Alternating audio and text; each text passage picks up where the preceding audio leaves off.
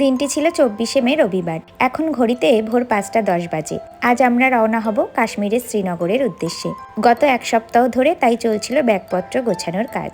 কাল রাতে সব মোটামুটি রেডি করে নিয়েছিলাম। আজ শুধু সোনা পাপা ও আমাদের খাবারগুলো রেডি করে ভরে নিলাম, যেটুকু যাওয়ার পথে লাগবে আমাদের। তো যাই হোক, আমরা 5টা 20 নাগাদ বেরিয়ে চলে এলাম সুরাট এয়ারপোর্টে। পাকুমেরও ঘুম ভেঙে গেছিল গাড়িতে উঠতেই। এরপর এয়ার ইন্ডিয়া এক্সপ্রেসের কাউন্টার থেকে বোর্ডিং পাস নিয়ে 6 নম্বর গেটের কাছে এসে বসলাম। তবে সুরাট থেকে শ্রীনগর কোনো ডিরেক্ট ফ্লাইট ছিল না, তাই আমরা এখান থেকে প্রথমে যাব দিল্লি। তো দিল্লিগামী ফ্লাইটের সময় ছিল সকাল 7টা 5-এ। তাই সেই সময় মতো বোর্ডিং কমপ্লিট করে প্লেন আমাদেরকে নিয়ে সুরাট থেকে উঠতে শুরু করে এবং 9টা 15 নাগাদ আমরা পৌঁছাই দিল্লি ইন্দিরা গান্ধী ইন্টারন্যাশনাল এয়ারপোর্টে। তবে কানেক্টিং ফ্লাইট হওয়ায় বড় লাগেজগুলো আমাদেরকে আর কালেক্ট করতে হয়নি এখান থেকে। তো যাই হোক, আর একবার চেক ইন করে প্রবেশ করলাম এয়ারপোর্টের ভিতরে। আর যেহেতু আমরা সুরাট থেকেই 2টো টিকিট করে নিয়েছিলাম, তাই এখানে ডিসপ্লে স্ক্রিন থেকে গেট নাম্বারটা জেনে দিল্লি এয়ারপোর্টটা দেখতে দেখতে এগোতে থাকলাম 23 নম্বর গেটের দিকে, যেটা টার্মিনাল 1-এর একেবারেই শেষ সীমানায় ছিল। তো যাই হোক, হাতে কিছুক্ষণ সময় থাকায় পাকুমের খাবারটা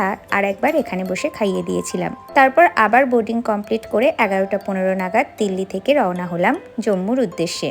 পথে বাবা ও ছেলে দুজনের এই আঁকিবুকি দেখতে দেখতে 12:30 নাগাদ আমরা পৌঁছালাম জম্মু এয়ারপোর্টে। এবং এটা ডিফেন্স এয়ারপোর্ট হওয়ায় এই এয়ারপোর্টে কোনো ভিডিও বা ফটো তোলা নিষিদ্ধ ছিল। তবে এখানে আমাদের আর নামতে হয়নি। যাদের ডেস্টিনেশন জম্মু ছিল তারা নেমে গেছিলেন, আর যারা শ্রীনগর যাবেন জম্মু থেকে তারা উঠেছিলেন। আমাদের শুধু টিকিট আর ব্যাগগুলো একবার চেক করা হয়েছিল। তো যাই হোক, তারপর 1টা 20 নাগাদ জম্মু থেকে উড়ে আকাশপথের এই সুন্দর দৃশ্য দেখতে দেখতে দুপুর 2টো নাগাদ পৌঁছালাম শ্রীনগর এয়ারপোর্টে।